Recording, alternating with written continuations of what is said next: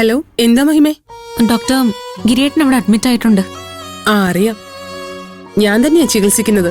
പേടിക്കാനൊന്നുമില്ല, ചെറിയ മുറിവുകളേ ഉള്ളൂ. ഡോക്ടർ, ചേച്ചി എന്തായാലും നല്ല ടെൻഷനിലാ, ഒന്ന് ശ്രദ്ധിച്ചേക്കണേ. ചേച്ചിയോട് ഇത്രയും സ്നേഹമുള്ള ആളാണോ അവരുമായി വഴക്കൂടി നടക്കുന്നത്? മഹിമ ഇങ്ങോട്ട് വാ, മഞ്ജുവുമായിട്ടുള്ള എല്ലാ പ്രശ്നങ്ങളും പറഞ്ഞു തീർക്കാം. അതൊന്നും വേണ്ട ഡോക്ടർ, ഞങ്ങൾ പരസ്പരം കണ്ട വഴക്ക് കൂടത്തേ ഉള്ളൂ. വെറുതെ പ്രശ്നം കൂടുതൽ വഷളാക്കണ്ട. എന്നോട് പിണങ്ങിയിരുന്നാലും ചേച്ചി ആരോഗ്യത്തോടെ ഇരുന്നാ മതി. ശരി, താൻ ടെൻഷൻ അടിക്കണ്ട. ഞാൻ എന്തെങ്കിലും ഒരു കാരണം പറഞ്ഞ് ഒരു ഫുൾ ചെക്കപ്പ് നടത്താം.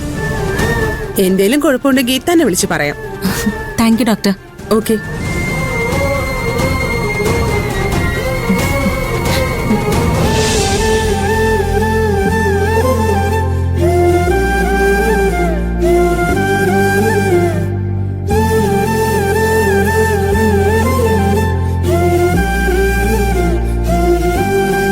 കണ്ണട എടുക്കാൻ മറന്നുപോയതാ. അതേതായാലും നന്നായി. അല്ലെങ്കിലും താനീ കാണിക്കുന്ന വാശിയൊക്കെ വെറുതെയാണെന്ന് എനിക്ക് നേരത്തെ അറിയായിരുന്നു. ഫോണെടുത്തോളം പോട്ടേന്ന് വിചാരിച്ച് ഞാനൊന്നും പറയാതിരുതാ. ഇങ്ങനെ മനസ്സിൽ സ്നേഹം ഒളിപ്പിച്ച് എന്തിനാടോ കൊണ്ടു കിടക്കുന്നത്? അത് പ്രകടിപ്പിക്കുന്നേ. ഞാനും ചേച്ചിയും തമ്മിലുണ്ടാവുന്ന ഈ അകൽച്ച ചേച്ചിയും ബാധിക്കുന്നുണ്ടെന്ന് എനിക്കറിയാം. എന്നെ തോൽപ്പിക്കാൻ വേണ്ടിയാണെങ്കിലും ഗോപാലനും ഗിരിയേട്ടനുമെതിരെ ചേച്ചി എത്രയും പെട്ടെന്ന് നടപടി എടുക്കുന്ന എന്റെ പ്രതീക്ഷ. അവരഴിക്കുള്ളിലാകുന്നതുവരെ ഈ അകൽച്ച തുടരും. അപ്പോ താൻ ആശുപത്രിയിലേക്ക് വരുന്നില്ല? ഇല്ല. ശരി, ഞാൻ അവിടെ എത്തിയിട്ട് വിളിക്കാം.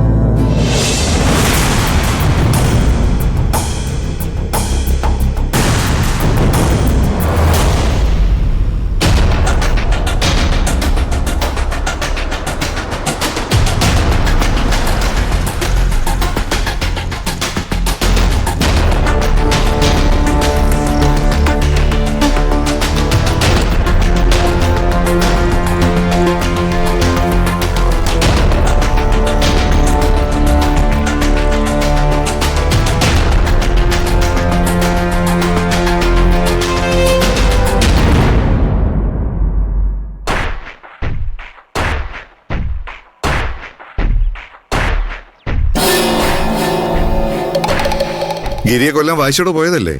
എന്നിട്ടിപ്പോ എന്തായി? നാണം കിട്ടില്ലടി. അവസാന നിമിഷം അവൻ എങ്ങനെയാ രക്ഷപ്പെട്ടതെന്ന് എനിക്ക് അറിയില്ല.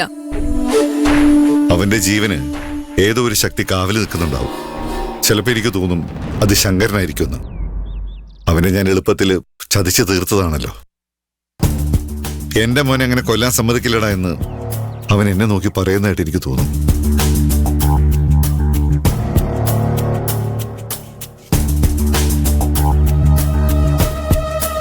നീ അവനെ കൊല്ലാൻ ശ്രമിച്ചതിന് ഞാൻ നിന്നെ കുറ്റപ്പെടുത്തില്ല. എങ്ങാനും നമ്മുടെ ഭാഗ്യത്തിന് അവൻ ഇന്ന് തട്ടിപ്പോയിരുന്നെങ്കിൽ നമ്മളെല്ലാം ഇന്ന് സന്തോഷിച്ചേനെ.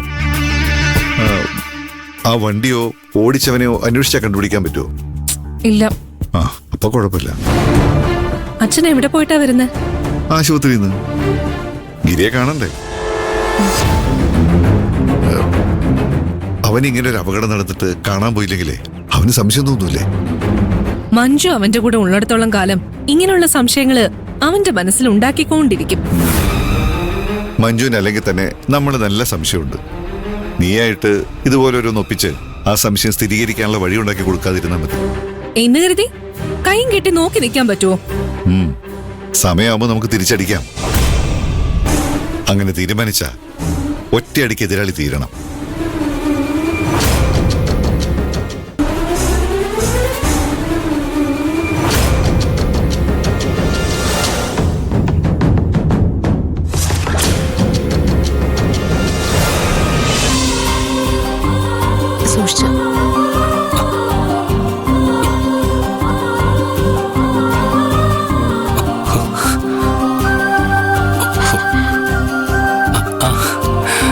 കാര്യമായിട്ടുള്ള പണി തന്നെയാണല്ലോടാ.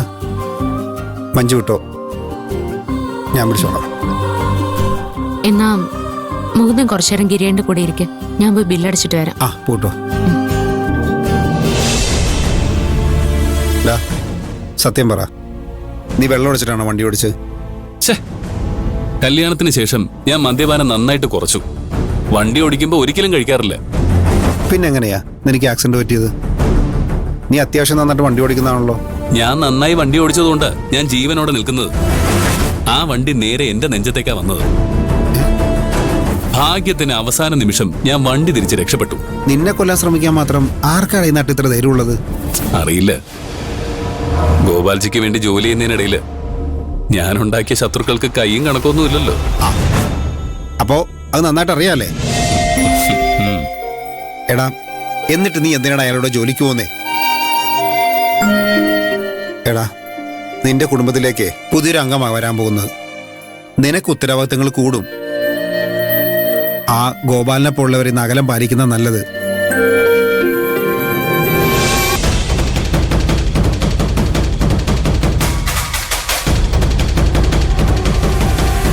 അയ്യോ, ഗിരേട്ടന് നന്നായി പരിക്ക് പറ്റിയിട്ടുണ്ടല്ലോ. ഏയ്, മഞ്ജു, ഇതാണോ ചെറിയ ആക്സിഡന്റ് ആണെന്ന് പറഞ്ഞത്? അങ്ങനെ കാര്യമായിട്ടൊന്നും പറ്റിയിട്ടില്ല. ഇങ്ങനൊരു ആക്സിഡന്റ് സംഭവിച്ചിട്ട് ഒടുവൊന്നും പറ്റാത്ത തന്നെ വലിയ ഭാഗ്യം. ഞാൻ സഹായിക്കാം. ഏയ് വേണ്ട വേണ്ട വേണ്ട, ഞാൻ പിടിച്ചോളാം. മഞ്ജു, ഇവൻ അപായപ്പെടുത്താൻ ശ്രമിച്ചാരാന്ന് പല വിവരം കിട്ടിയോ? ഇല്ല, ആ വണ്ടി ഒരു ക്യാമറയിലും പെട്ടിട്ടില്ല. എങ്കിൽ ആ വഴിക്കൊന്ന് അന്വേഷിക്കായിരുന്നു. ഇവനെ ഉപദ്രവിക്കാനുള്ള ധൈര്യം ഈ നാട്ടില് ഗോപാലിന് മാത്രമേ ഉണ്ടാവുള്ളൂ. ഓ, ഗോപാൽജി കുറച്ചു നേരം മുമ്പ് നേരിട്ട് ഇവളുടെ സംശയം തീർത്തതേ ഉള്ളൂ.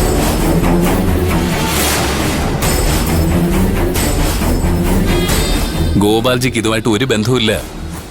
അയാളല്ല ചെയ്തെങ്കിൽ പിന്നെ ഹരീഷോ പീതാംബരനോ ആയിരിക്കും. എടാ, ഇവള് നിന്റെ വീട്ടിൽ താമസിക്കുന്നോണ്ടേ അവർക്ക് നല്ല ചീത്തപ്പേരുണ്ടായിട്ടുണ്ട്. അതിന്റെ ദേഷ്യത്തിൽ ചെയ്താവാൻ സാധ്യതയില്ലേ? മുകുന്ദൻ പറയുന്നതിലും കാര്യമുണ്ട്. അവനെ വിളിച്ചൊന്ന് ചോദ്യം ചെയ്താൽ നല്ലതായിരിക്കും. പ്രീതിക്ക് വിഷമമൊന്നും തോന്നരുത്. ഗിരിയേട്ടനെ ദ്രോഹിച്ചത് അവരാണെങ്കിൽ അവർക്ക് ഏറ്റവും വലിയ ശിക്ഷ കിട്ടണമെന്ന് ആദ്യം അപേക്ഷിക്കുന്നത് ഞാനായിരിക്കും.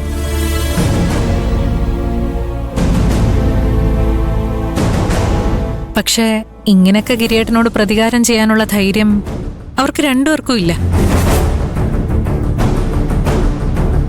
എടോ, താൻ കാരണം ഹരീഷിന് സ്വന്തം കുഞ്ഞിന്റെ കാര്യത്തിൽ നല്ല ടെൻഷൻ അനുഭവിക്കേണ്ടി വരുന്നുണ്ട്. സ്വന്തം കുഞ്ഞിന് വേണ്ടിയാവുമ്പോഴേ എത്ര ധൈര്യമില്ലാത്ത ആളാണെങ്കിലും പ്രതികരിക്കാൻ തീരുമാനിച്ചു എന്ന് വരും.